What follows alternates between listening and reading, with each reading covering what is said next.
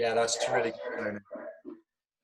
Hi everyone, I'm Scott Parkin. Most of you know me. I'm the Chief Executive of the Institute of Employability Professionals. It's really great to have you here again. I put my camera on last week and I think the vote was that the avatar was the best thing rather than the camera. So the avatar is back again by popular demand. Welcome to the IEP webinar series. This is now our 12th webinar in series in partnership with many different IEP partner organisations and its members. This is the first of two webinars that we're doing with Dr. Joe and with Tony. Dr. Joe is also a fellow of the IEP, so we're asking our fellows to do lots of learning for everyone. So it's really great that we're here. This week's webinar is entitled Employer Engagement, Art or Science, and it's brought to you by Joe from Leeds University Business School and Tony from Forefront Partners, as they said in their introduction.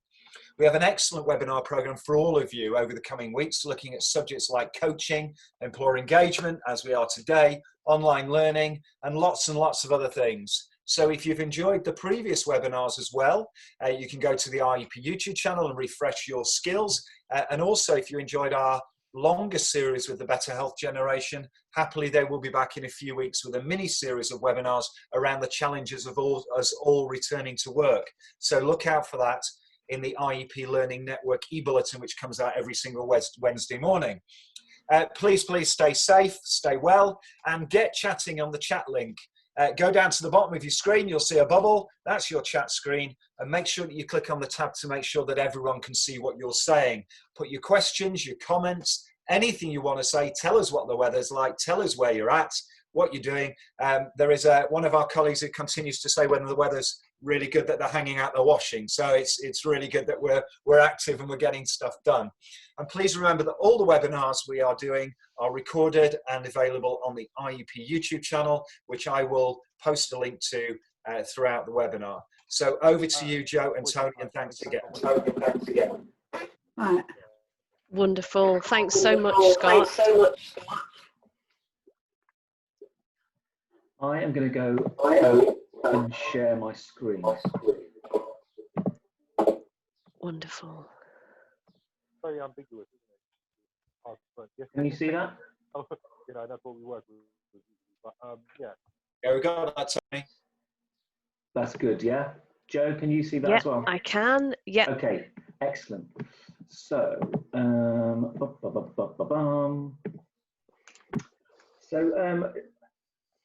I suppose the aim of this session really is not to answer the question whether or not employer engagement is art or science. So everyone's disappointed now. Yeah.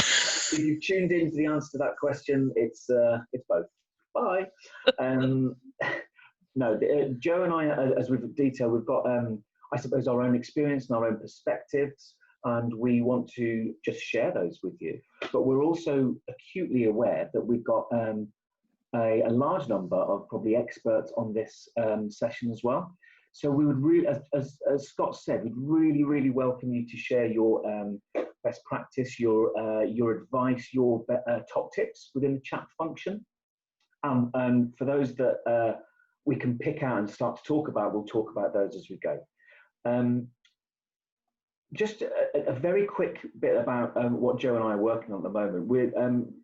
We're working on a project which is sponsored by Leeds University Business School with the very simple, say simple, not necessarily straightforward, but the simple aim of improving business engagement with the employability and skills market.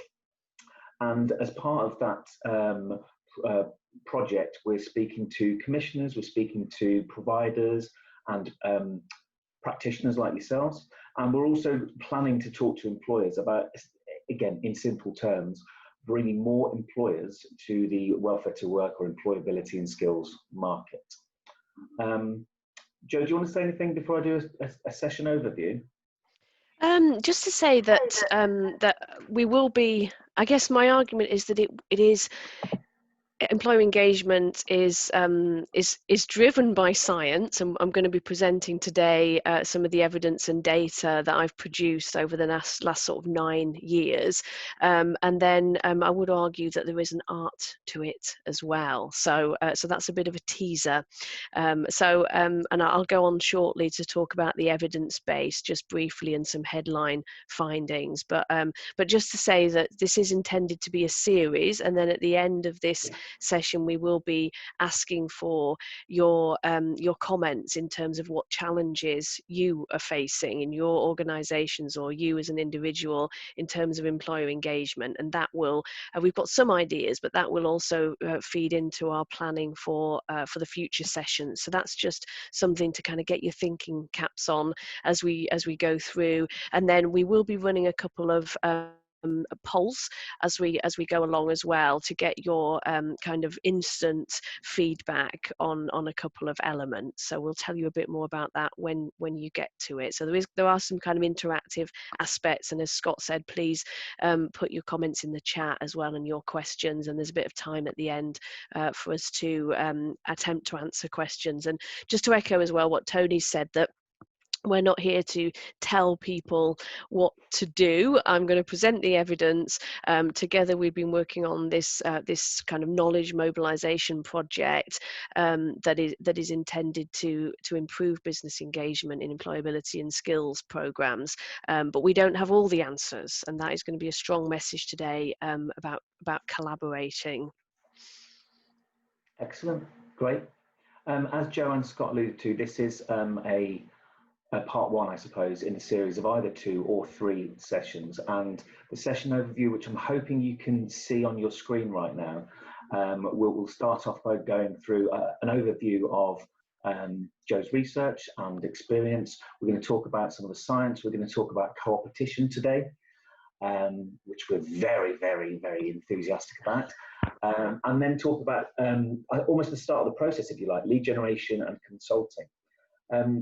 The content, I should say, of the next sessions we have put as placeholders, but what we'll be doing at the end of this session is getting your feedback and input to help us design what we do, because we want it to be based on what the kind of prevailing needs are. So initially we've thought, well, I think COVID-19, probably everyone's heard of that at the moment, and the impact that that's having on the world and our individual jobs and what we do. So maybe there's something around exploring the impact of COVID-19 on employer engagement and welcome to work programs. And then we've also got placeholders on the actual processes, so vacancy management, relationship management, engagement in work support. Okay. I am trying to move the slides on. Right, okay. So we've done the introductions. In a second, we'll have a look at some of the research summary. It will be a summary because we're very short on time. We're going to talk about some of the different sorts of employer engagement, product-led versus needs-led employer engagement, competition, and as I said, lead generation, and we'll have time for Q&A at the end. Okay, Joe, do you want to? Yeah. Great. So the evidence base, a few people on the webinar may have heard me speak about this before, but basically there's an abject lack of data about the demand side of employability programs. So we've had decades of these programs, as we all know, but it actually internationally there isn't a lot of evidence, which is quite astonishing. So what's happened in the kind of research and academic space is that there's been the trap that people have fallen into of focusing on the supply side, just as programs have I would argue focused too much on the demand on the supply side, particularly at the stage of commissioning, but that's another story. So my evidence is basically generated from studies in the UK and also in Denmark, and informed by some of the context of Australia, though I'm starting to do some work in Australia again. So a number of projects, basically, including a largish survey of employers in the UK and Denmark, so over 1,500 businesses, and interviews with businesses in both countries, the UK and Denmark, and also interviews with providers, with people actually delivering programs. Because what I really wanted to do in building the evidence base was to kind of start off looking at the business angle, also the provider angle, and then in my comparative work across countries, I've brought in the two sides of the coin, which I'll go on to say a bit more about, because I think Tony and I strongly believe that employer engagement is sort of the other side of the coin to preparation of participants for work. So we'll come back to that point. So, and I'm part of a network of people in Northern Europe and also Australasia and North America who are looking at employer engagement. So, but essentially there were some key messages, and these are very much headline messages that I'm pulling out here. There's a lot of data underpinning this, and there were references at the end of the slides. And when Helen sends out the slides afterwards, there'll be links for those, because there's a number of policy reports and some academic articles, some of which are open access, so are not behind paywalls, but I'm also happy to send academic articles out to anyone who'd like them. We've got this kind of pre-proofed editions which don't break copyright. Okay, so what the key headline findings from both countries was that the market is confusing and crowded, and this was particularly the case in the UK. So a lot of different programs around across the employability and skills domains. And in Australia we've got intense competition as well. So very confusing, complex landscape, which makes it really difficult for businesses to engage with programs. They don't know how to engage. They're not really sure where to look. If they have a need for recruitment or a need for workforce training, whatever it might be, that there's no kind of point for them to go to in most cases, for them to actually find out what's around. And what we found was that across countries was that business engagement is low on an ongoing basis, but we also found that, as I'll go on to say as well, Denmark had twice the level of sustained and repeated engagement than the UK. So the participation across both countries was fairly similar, but when it comes to ongoing engagement, in particular in the UK, the engagement is low, and Denmark had twice the level of engagement. We basically had ways of measuring in quite a sophisticated way different indicators of engagement, so we weren't just measuring participation in programs, which has been quite problematic in terms of how we get the evidence. It is how we actually measure employer engagement. So I think that's all I wanted to say on that slide as very headline findings. If I can add my own view on that as well, and I'm probably going over some of what you said there, Joe, but I guess I know your research showed that there's almost two groups of employers. There's a very large group of employers and businesses who just don't get involved with welfare to work or employability programs. They don't recruit from them, and that should be our starting point for a key problem statement. And secondly, those that are involved get a very wide range of service levels from depending on which organisation or even which individual they're involved with. Now, some of what we say might sound a bit critical in this session, but actually we're not aiming at this at practitioners at all. We're on a mission, actually, I suppose, Joe and I, to kind of lobby for systemic changes within the kind of employability market, which will improve business engagement as a whole. And we really do think that the marketplace, in terms of how it's set up, is the source of, I suppose, the issue. So to bring that down to, I suppose, what you guys might have already experienced in your day-to-day, the point about the market being confusing is applicable on a national and a kind of local labour market level. A few years ago, there was a study which showed that there were only over 42 employability programs operating from the London Borough of Kensington and Chelsea alone.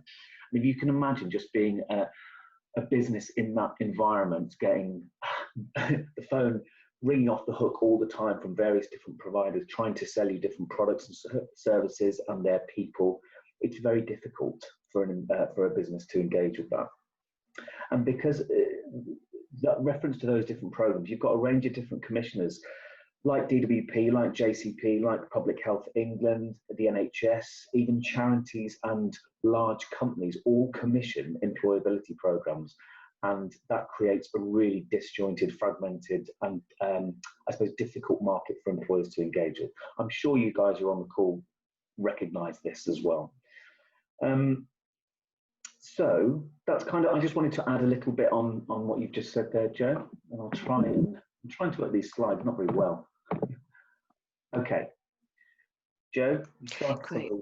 Yeah, so this follows on from the last point, really, where I said that when we measured employer engagement, so that that was across a number, we used something called latent class analysis, which basically looks for latent, so kind of hidden measures by doing a complicated statistical process, actually measuring variables, and then it's a really nuanced way of using the data and really getting to grips with what the key messages are. So I mentioned that Denmark had more in-depth employer engagement than the UK, so double, even though the general level of participation in programs was similar across the two countries.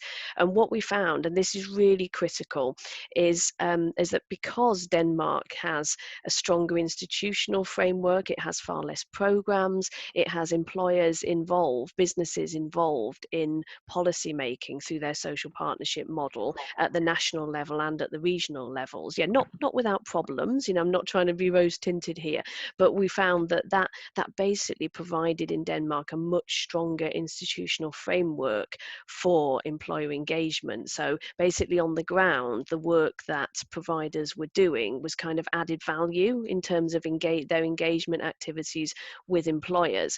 Whereas in the UK, as I mentioned on the previous slide, because the landscape is so fragmented, providers are really, you guys are having to work really hard to actually go out to employers, identify employers, and really sell your services and sell your candidates, and really work hard to actually identify employers to go out to, and that basically the key message here is that you need to work a lot harder to build trusting relationships. There's some literature on interorganizational relations across countries, going back a few years, and that highlights that the personal element of relationships is a lot more important when you've got less strong institutional frameworks. So they did a comparison of Britain and Germany.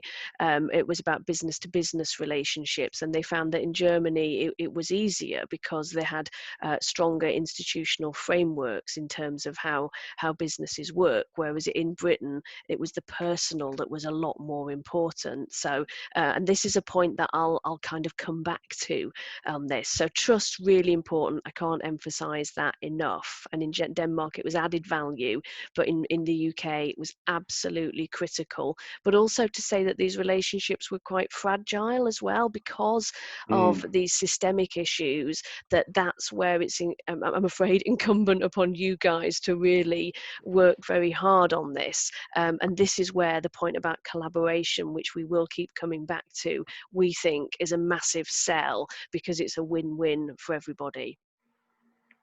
Yeah, and not to be outdone by the professor, I've got some of my own science to throw in, Joe. So I suppose in more general terms, not necessarily just employability, but in business to business terms, there's a fair bit of analysis which looks at, I suppose, the relationships and trust I kind of translate into new business versus repeat business, if you get my meaning. So in terms of cost, it costs 5 times more to generate a new relationship than go back to one that you've already got in place. And with that in mind, and again, this is from a more general business to business point of view, people going with a kind of almost like a cold list and cold calling, the return on that on average is 13%. Whereas if you go to your current customers or people you've done business with before, your success rate is more like 60 to 70%. And I think that really underlines the importance of relationships and trust. And I know that the people on this call, there's a huge amount of variance in terms of either the programs you deliver or perhaps even your job role. Some of you might be 100% worth of, your time is on employer engagement. Some of you might be doing a 360 role where you have to do client prep.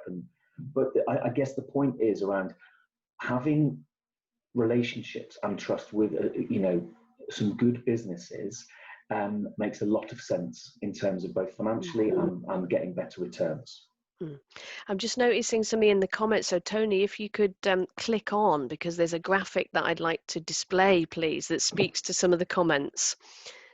Hopefully. This one. Yes, so that's my triangular relationship here, which is inspired by some of the literature on recruitment agencies, labour market intermediaries. So it's this idea of a triangular relationship. So in the recruitment sector, it's the relationship between the employer as purchaser of services, the individual, and the recruitment agency. So in the employability terrain, what I'm saying is the employer is absolutely central. You've got the relationship between government or whoever it is that's commissioning services, and you've got the individual, and you've got the provider delivering the services. And my argument is that the employer is central to every single one of those relationships. Agree. Sorry, I've seen the comments in the chatter, and that's thank you very much for sharing, guys, because there's absolutely best practice out there.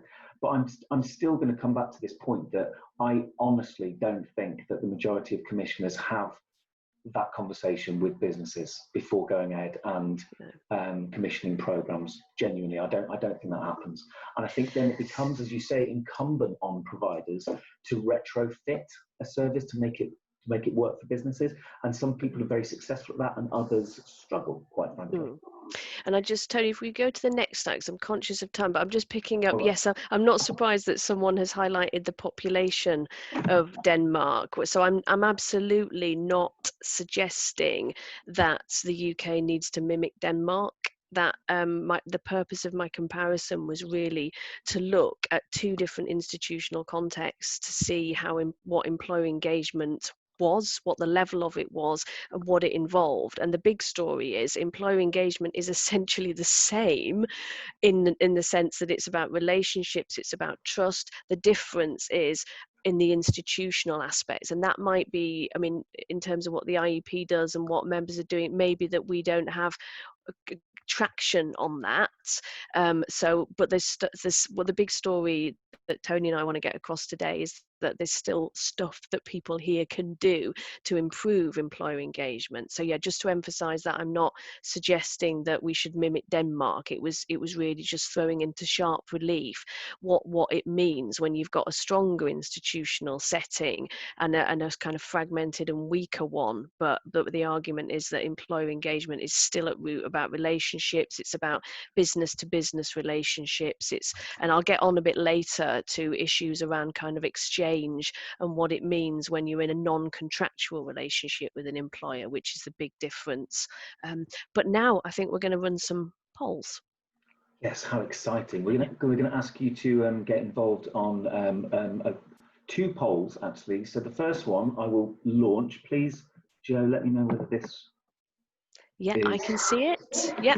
So the first question we'd like you to respond to, everyone, is how much of your working week do you spend on employer engagement? The first option is 0. Well, the different options here you can equate to a day a week, right? 20% is 1 day. So if you think about, in general, how much time you personally spend on employer engagement, we'd like you to just provide an answer there. Yeah. Looking good in terms of the response rate. Excellent. Thanks guys. I wish all my surveys garnered an instant response like this, but it's exciting. It is. Wow. I can imagine Joe's really geeking out on this at the moment. Yes. Yeah. So I think there's a couple of people who might still be entering information, or perhaps we've got enough there, but that clearly shows we've got a relative, I suppose, between a day and 2 days worth of employer engagement. Do I need to, sorry, do we need to end it to, sorry, Oh, to I'm show sorry. the results? No, but as if people are still entering, yeah, we got just a quick snapshot, everyone. So hopefully everyone can see the results. Can you see them? Yes, we can all see them. Excellent. Thank you. So the norm is up interesting. to 1 day a week, or the majority clearly up to just 1 day a week currently. Okay. And again, we do recognise that there'll be people on this call who don't do any employer engagement because it's not part of their jobs, versus people who perhaps do, you know, their full-time job is employer engagement. So we just wanted to take a snapshot. But with reference to that, Joe, keep an eye on those numbers there. Make a note, because I would like to try Hopefully the next poll. Right, let's have a look. How do I do this? Is that? I can do it for you. Thanks, Helen. Excellent. And yes, Teresa, you raise a good point that that it does depend on the organisation's structures, and this is something that we'll come back to in the slides just after this polling. So the first thing I did was to get in my research was to get a sense of it was a snapshot at a particular point in time, but how organisations were structured in terms of their employee engagement and business development. So you might see there's a second poll, which is ever so slightly different, which is the first question was about how much you currently spend, and the second one is about ideally how much time would you like to spend on employer engagement. This is not necessarily completely scientific, and we do, again, recognise there are differences across businesses and different communities and different types of organisations. Let's see what we've got by way of results. We've got about half the participants have responded so far. Oh my God, yeah, two-thirds now. So we've got hovering between up to 20% and between 21 and 40%, and then a bit of a lower number on 41 to 60%. I think maybe Tony and I had assumed that everybody would want to do 100%. We're currently only 2 people want 2%, so we want to do actually 2 people out of 81 currently. So we've got 84% of people have voted, and there are the scores on the doors, as we say.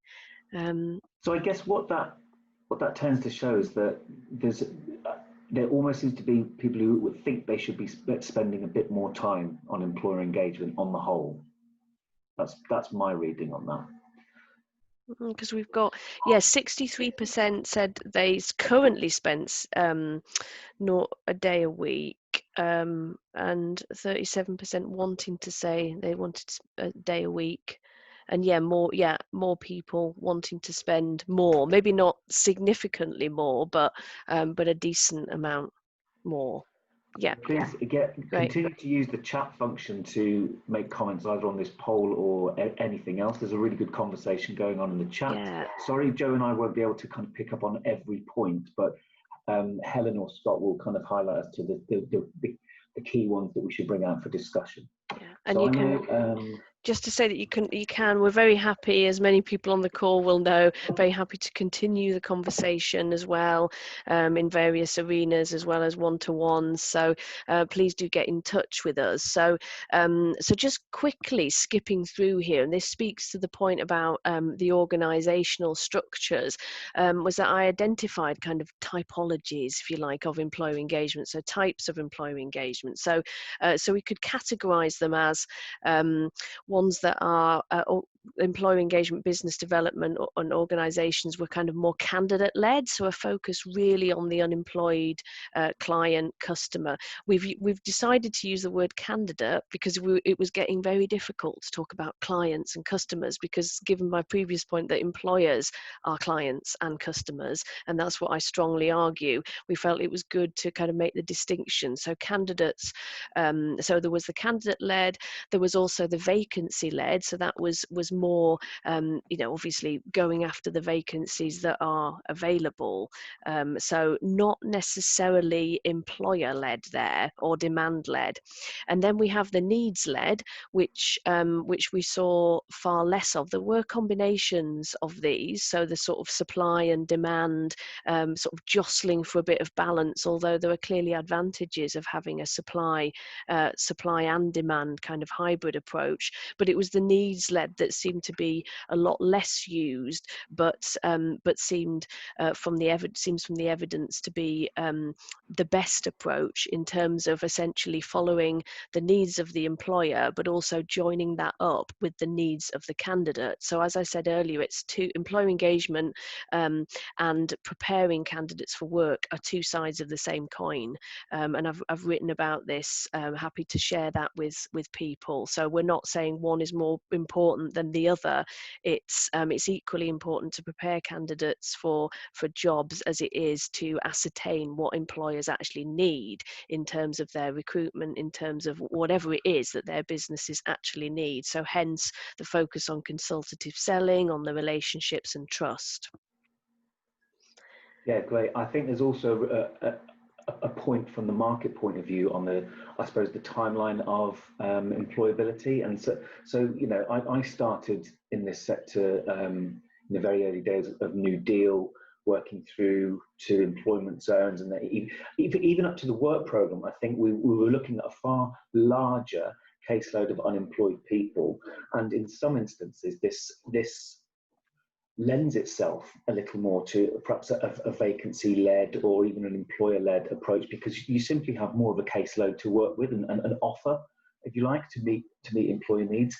But in more recent years, and up until the last few months, really, we've seen far more specialised niche programs, because our unemployment count has been really low up until recently, and that in itself means that your propensity is more towards a candidate-led approach, because you're working with a smaller number of candidates, often with their own particular set of complex barriers. So it makes sense, and it's perfectly reasonable to take that sort of approach if you're delivering a program which is based on delivering particular groups of people into work. But I guess what we're trying to argue is that you can do both things if you adopt perhaps more of a consultative selling approach. And consultative selling is in itself a huge topic that we can't really have time to cover here. But we're trying to make the case for how consultative processes and practices with employers can yield better results for programs in itself, better sustainability rates, a chance to mediate when problems arise. So that's kind of what we're saying with that. And I guess the other point about a needs-led approach is that, Joe, please do correct me, because I don't want to misquote your research, but I'm sure within the research, employers were expressing their own frustration at perhaps not being heard or listened to, and that they felt that they were just being sold a candidate or a traineeship or an apprenticeship, and they don't understand what some of these things are, and they certainly feel that if they don't understand it, then they're clearly not being listened to by the other party. So again, it's that's part of the research. I'm not trying to point the finger at anyone there. I just think we need to think about the service that we're offering to employers. Yeah, and it was a case of, as we'll go on with the next slide, actually, I think, to talk about products. So when we've got a product-based approach, that's basically kind of at worst saying, do you want an apprenticeship, kind of yes or no? And I'm not saying anybody necessarily does this, but and then you're kind of out the door, because that's what you've got to sell. So this is where we argue about, and we'll come back to this, about the collaboration. But so your products are basically are essentially your candidates, and I know that might be I know in my research, some people who weren't from a sales background actually found that quite uncomfortable. So I'm not saying that you're selling widgets here, clearly, and labour markets are too often treated in classic economic theory as it's about supply and demand, and it's a simple matching, when we know people's life circumstances. And this is what I teach my students in critical labour market theory, is it's more complicated when you're looking at people's individual circumstances in and needs in matching them to a job. But essentially what we want to say here is that you've got the products as well, which are the programs that you're working with, but they can often get in the way. They become your dominant product, arguably, rather than the candidates, and we'll come back to that. But I want to just flag up some classic labour market theory here, which is Akerlof's classic stuff from the 1970s about lemons. So hence the lemons into lemonade. So this came from the idea of buying a car, particularly a used car. So if you haven't got a mate who's a mechanic who can tell you whether you're buying something decent or not, then you're lost. All you've got is what you can see, and you've got what the salesperson is trying to sell you. And they may have your best interests there, but they also are trying to make a sale, right? So in business to business sales, this is important, and it's also important when we come to the idea of employability, because there has been some cross-national studies that basically suggest that the Public Employment Service, and we can take that as broader employability, will always fail because it's seen as a place of last resort. It's seen as the place that people go when they can't get work and they've got lots of barriers.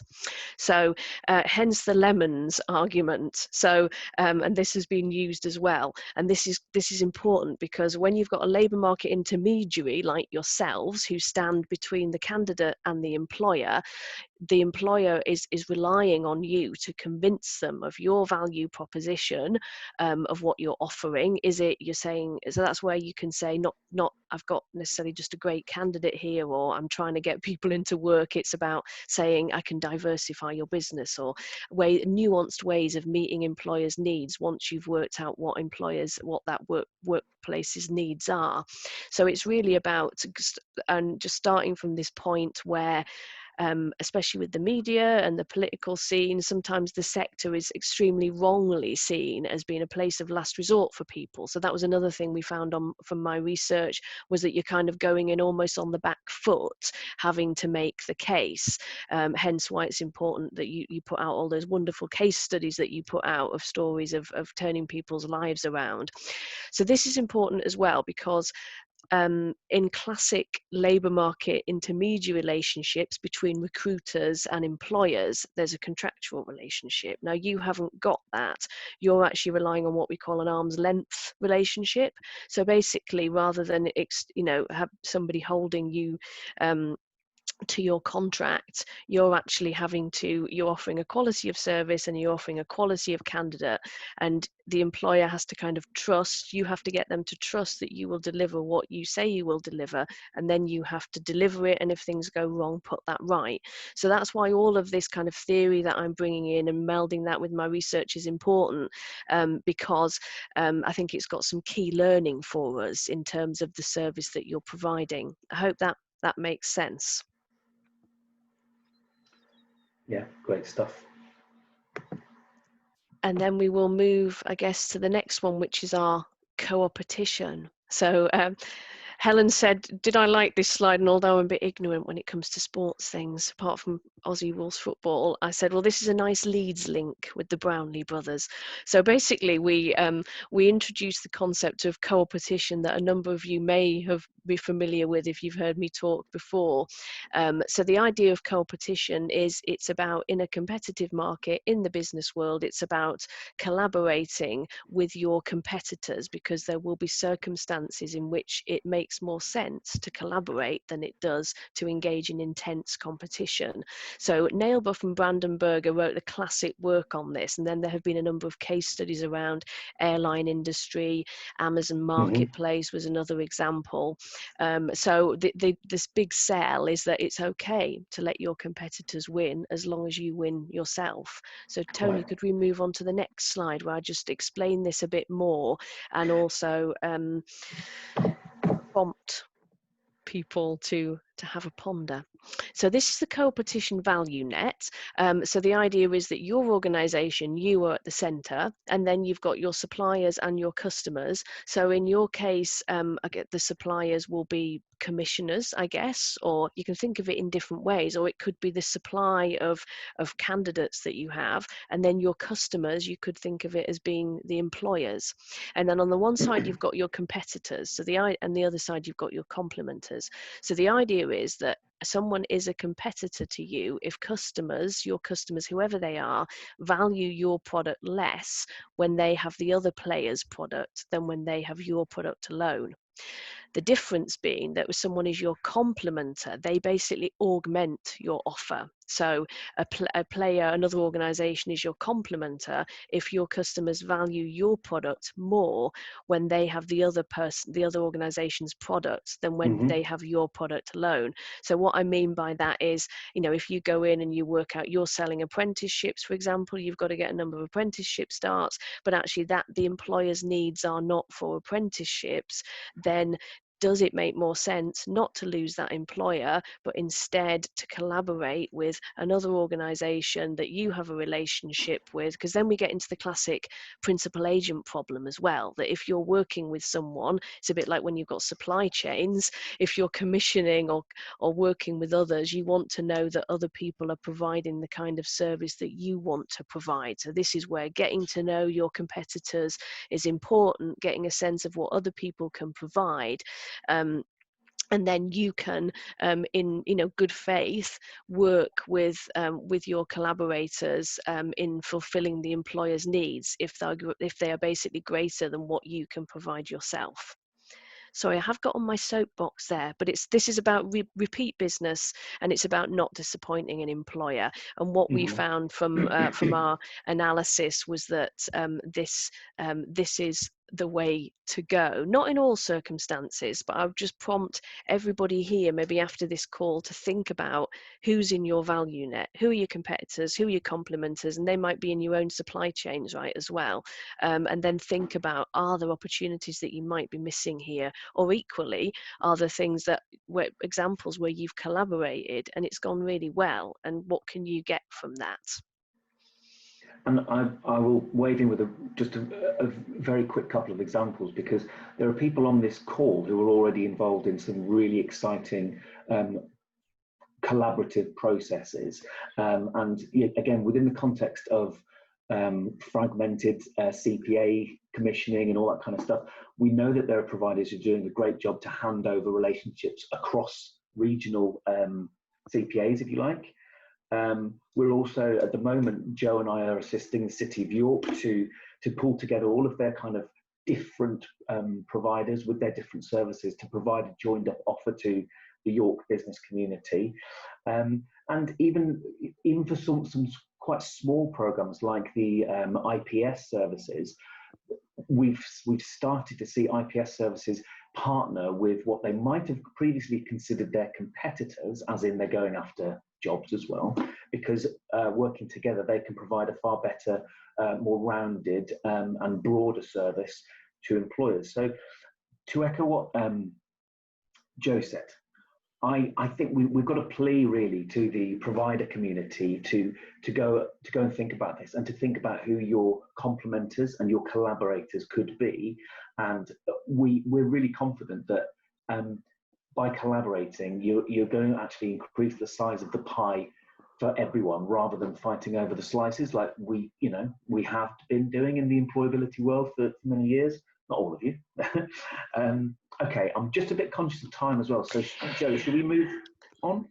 Yes, let's see. I'm just picking up some in the chat as well. Thank you. If anyone hasn't read the Stephen R. Covey's The Speed of Trust, thank you, Mark, for that recommendation. It is fantastic. And maybe we could start a reading group. No, if anyone's up for some kind of reading on this or wants recommendations, that's great to share, and a good example given about competition. Yeah, I'm conscious of time, so I'll just let you finish off the last slide, which I guess will be brief, Tony, but sets us up for the next session as well. Exactly. Thank you, Joe. So, I mean, if we'd started here with this slide, just like kind of launching into process and what have you. I don't think we would have fully explained, I suppose, the context of where Joe and I are coming from. So I hope you don't mind that we've done that, that kind of overview of the research and the market and all that kind of stuff. Again, as Joe said, this is, we're starting with this to kind of start the process of talking about best practice, and I am merely leading this conversation. So please use the chat to share your top tips. I'm not sure whether I'd already asked you for that, but we want this to be a kind of almost like a community of practice in itself. So there's tons of good practice. There's tons of people on this on this call who are experts in what they do. So I'm going to start by talking about some of the key aspects of employer engagement. And I'm not trying to teach Granny to suck eggs, so I'll do this quickly, but share what you would like through the chat. So thinking about almost like your starting point, I always think it's really important to have a well-managed and up-to-date database. And of course, I suppose one of the main things about having an accurate and useful database is making sure that you've got the right people on there, rather than perhaps kind of, randomly using a Yellow Pages, if those things exist anymore, to just phone businesses. So I always think it's about doing some research, finding out who your decision makers are, the hiring managers, or perhaps the training managers. Whichever post is crucial to your program. Other examples, I suppose, of the right people, and you'll know this, please share in the chat.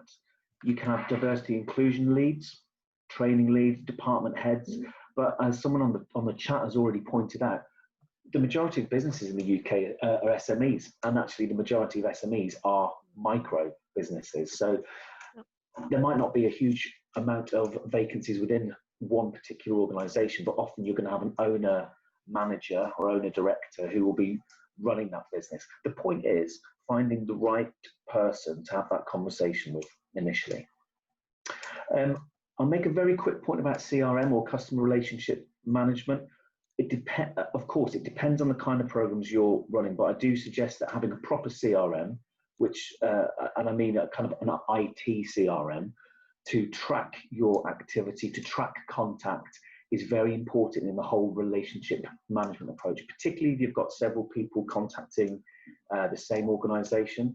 And it also helps from a kind of marketing point of view. There's a bit of additional science which suggests that it only takes 6 weeks for anyone to forget who you are in terms of like a business-to-business relationship.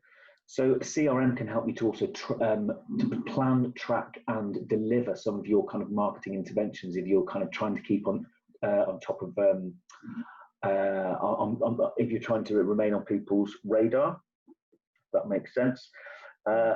So Salesforce, Microsoft Dynamics, these are current examples. You might have built some of your own in your own organizations, but Google it. There's a lot out there actually.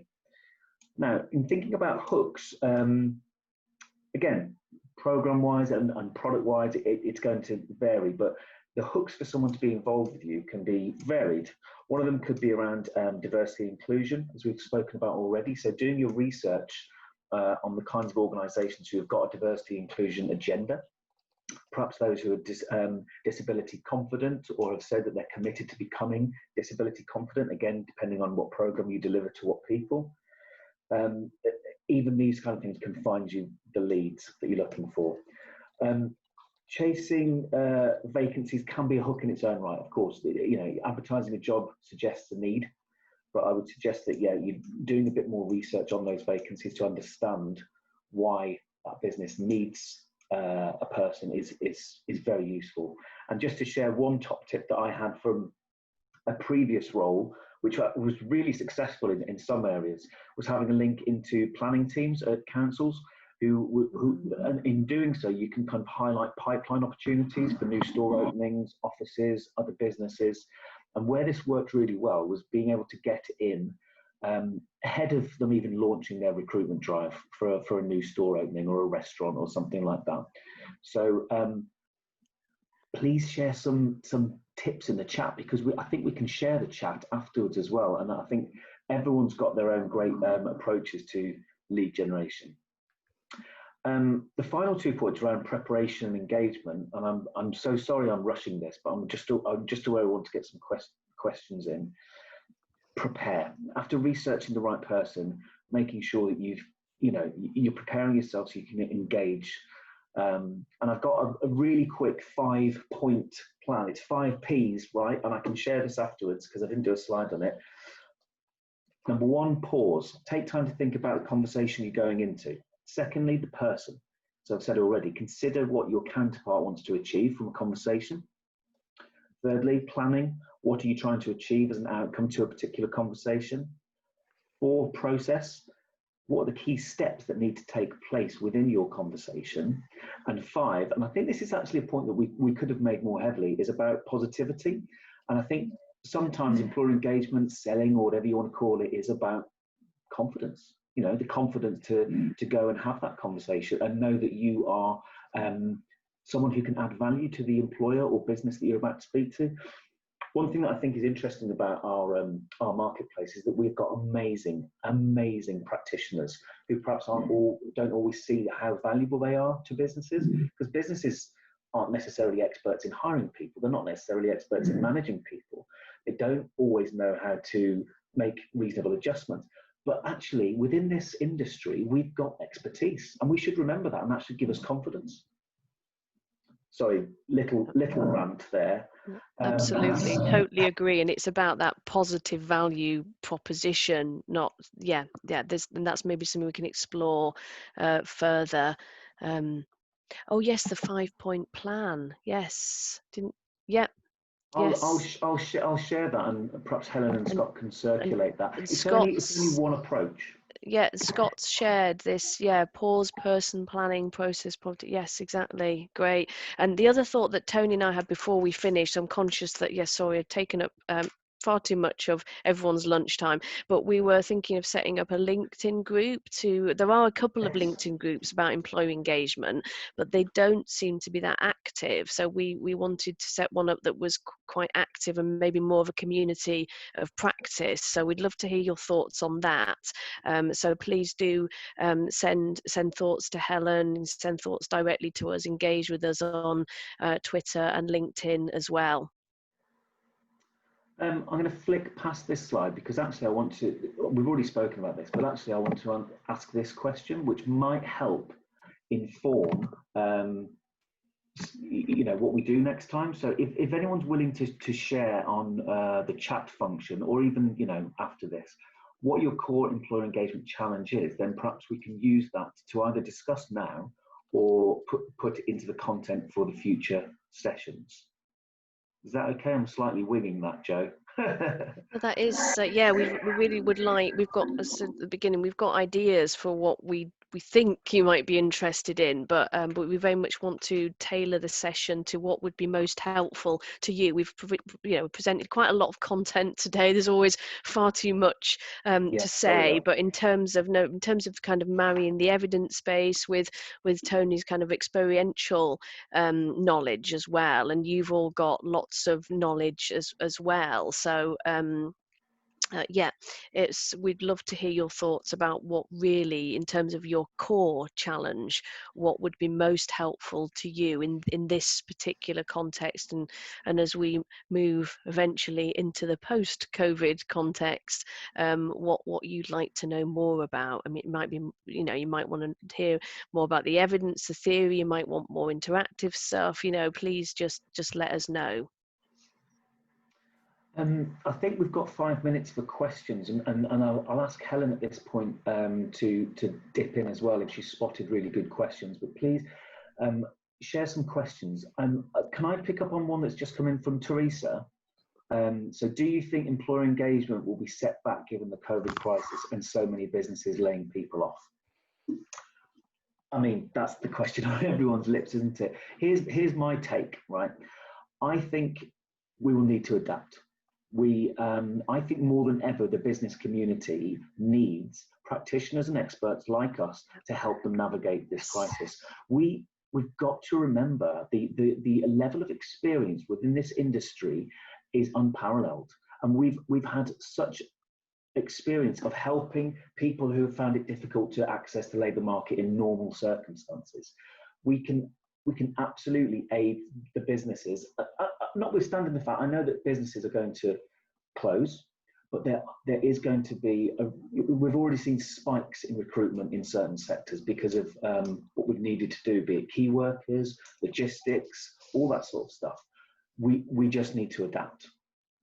It's about pivoting, isn't it? I guess as well. A lot of the work will be around helping businesses to pivot. That's something that's come out of our work with York and talking to other businesses as well. So yeah, I'm conscious because I think we have overrun. We only had 45 minutes, That's okay. But yeah, we can leave it there and then keep the conversation going. Yes, Yeah. I have a couple of questions that were submitted. So if we just look at them, and then as I've said to everyone, please do, I've shared my email address and we'll put the email addresses up maybe on the screen and people can send some more in and we'll make sure we address them. But one of the questions that we have that I thought was interesting was how can we improve the inclusion of employers to support job seekers, and what could be the role of small businesses in that? And this was also linked with a question around what support is available out there for small businesses to create job opportunities at the moment. Sorry, the first one, Helen. So the first part of that was how can we improve the inclusion of employers to support job seekers? And what role would small businesses play in that? So this is the inclusion of employers in program design or delivery. Joe, I'm interpreting the question as well, all of those things. So if you don't mind me just jumping in, I think initially we need to get commissioners to recognise the benefit of having employer sponsors or industry sponsors for our programs. So to make them far more aligned to what businesses need, I think, and that's a conversation that Joe and I are actively having with national and local commissioners right now. So hopefully we'll fix that for everyone. No, we won't. But with providers, I honestly think the co-opetition is a real way of kind of trying to bring a more rounded and broader service to employers. What we've never had is very effective promotion of employability programs, and even job centres aren't necessarily that well known by the business community as providing services to them. So, I mean, if I could, I would be campaigning for more marketing, really, to help businesses actually understand that we're here. And I mean, in the absence of that and the work that we've been doing with York, which is particularly focused on their skills offer and the virtual skills offer in this context, and also is reflective of, like other areas, particular business support that is being provided in the context of COVID. So what we've been doing there is helping them to to work together, really, to provide more joined up business supports. So one thing that our research did come up with was the fact that networks, particularly for smaller businesses, are really important. And this may not be the usual networks of, chambers, incredibly diverse membership and all of that, but in some areas chambers are not the key networks. But what we found was we did a social network analysis. So actually in the UK, the networks were really dense. So where you could target an employer where you could engage with an employer, they were well networked, you then had access to so much more. Whereas in Denmark, actually the networks, you'd expect maybe that the networks would be stronger, but they weren't. They were quite sparse, because almost like that's not needed because of the institutional context, returning to that point. So in the UK, those networks, and it might be that it's the more informal networks, so it's partly about kind of mapping out what's in the area and the labour markets that you're working in as well. And a point we can come back to that perhaps if that's something that people would like to look at. And also I just want to pick up on the point about job descriptions. Yes, I love this point, that what we don't want to do in terms of saying employer engagement is important is basically perpetuate existing inequalities in workplaces. Yeah. So let's be honest, and this came from our data as well, that employers recognise that the interview method, for example, and their recruitment and selection processes were not delivering on what they wanted, but they didn't know how to do things differently. And this again is something we could return to. And again, I want to get on my soapbox about this, that the sector and the employability practitioners have such a lot to offer here in actually being able to challenge those practices and help, frame it as, especially for small businesses without HR departments. It's, golden your service basically is. So that sounded like Yoda. Golden your service basically is. So, so yeah. But so I think lots to pick up on. Please do send your comments and suggestions over to Helen. I know a few people said, Scott, you've kindly invited people to email you, and we'll collate those and then plan the next session accordingly. Lots more to discuss. Thank you. Fabulous, thank you. So that's all we have time for. So I'll pass this over to Scott. Thank you both very much. There are a couple of other questions I know that I will forward to you. Please, and we'll follow up with that. So Scott, over to you. Thanks very much, everyone. Thank you, Tony, and thank you, I mean this in the nicest way, our very own Yoda, Dr. Joe Ingold.